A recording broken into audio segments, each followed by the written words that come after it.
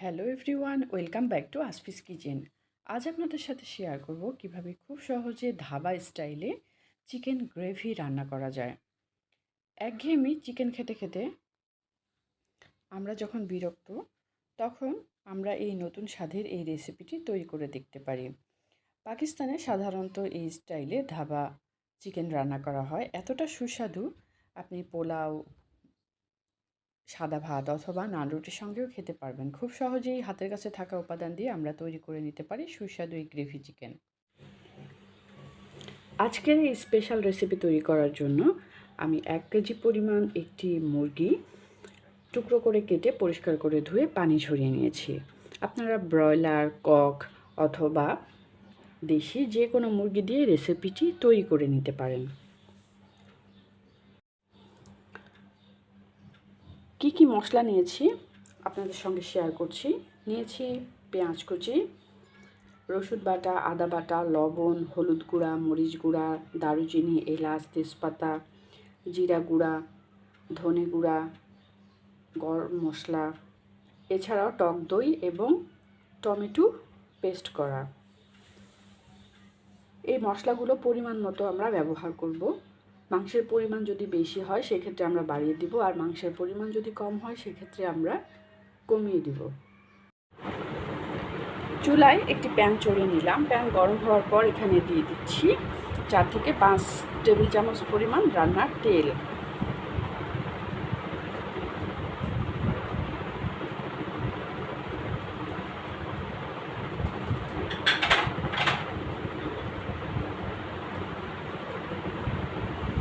এবার তেল গরম হওয়ার পর এখানে একে একে দিয়ে দিব দারুচিনি, এলাচ, তেজপাতা সহ গরম মশলা।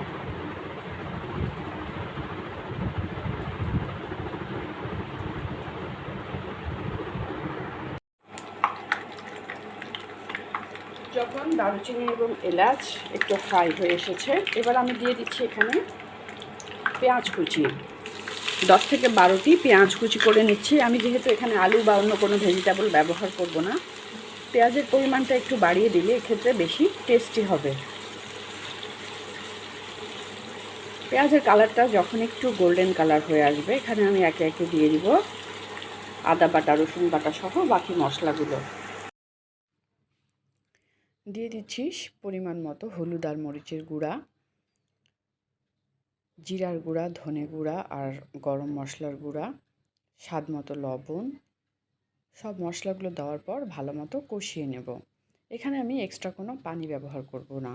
যখন তেলটা উপরে উঠে আসবে এবং ভালো মতো মশলাটা কষানো হয়ে যাবে, তখন আমি যেই চিকেনটা রেখেছিলাম পরিষ্কার করে ধুয়ে পানি ঝরিয়ে, এই চিকেনের টুকরোগুলো এখানে দিয়ে ভালো মতো কষিয়ে নেব।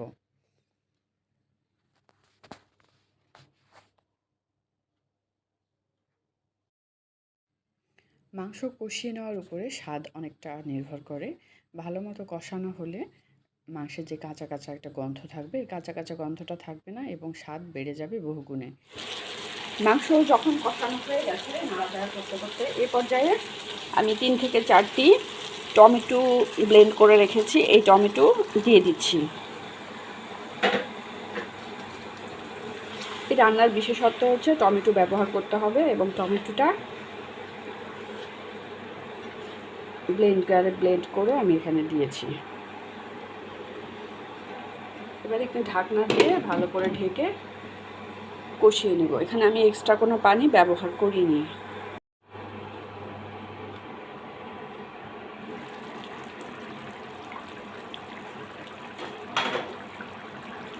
15 থেকে 20 মিনিট পরে দেখলাম যে অনেকটাই সেদ্ধ হয়ে গেছে।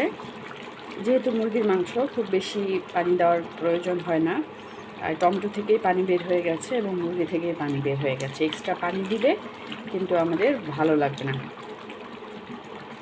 এখন যেহেতু টমেটোটাও সেদ্ধ হয়ে গেছে, চুলার আঁচটা আমরা এখন একটু কমিয়ে এখানে দিয়ে দিচ্ছি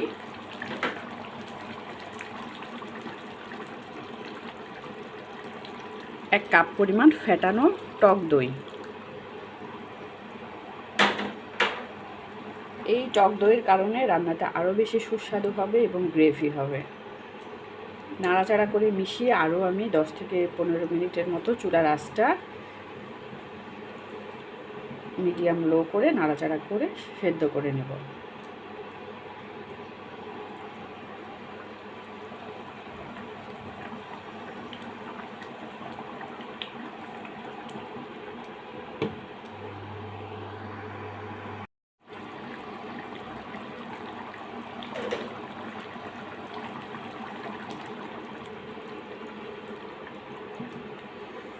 চাইলে আপনারা এইভাবেও হালকা ঝোল ঝোল খেতে পারেন, অথবা যদি আরও ঘন করতে চান তাহলে আরেকটু শুকানো পর্যন্ত অপেক্ষা করতে হবে।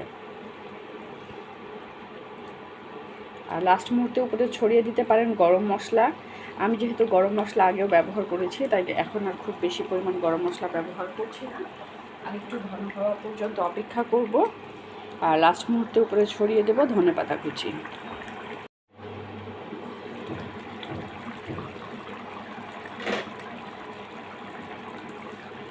যখন অনেকটা গ্রেভি ঘন হয়ে এসেছে, এ পর্যায়ে আমি এর থেকে আর বেশি ঘন করতে চাচ্ছি না। আপনারা যদি চান সেক্ষেত্রে করতে পারেন।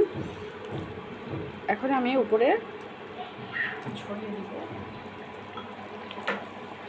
অল্প পরিমাণ ধনেপাতা কুচি, কারণ এই রান্না ধনেপাতা কুচি ব্যবহার করা হয়। এবার চুলাটা বন্ধ করে নামিয়ে নিব। খুব সহজেই রেডি হয়ে গেল সুস্বাদু ধাবা স্টাইলের চিকেন কারি।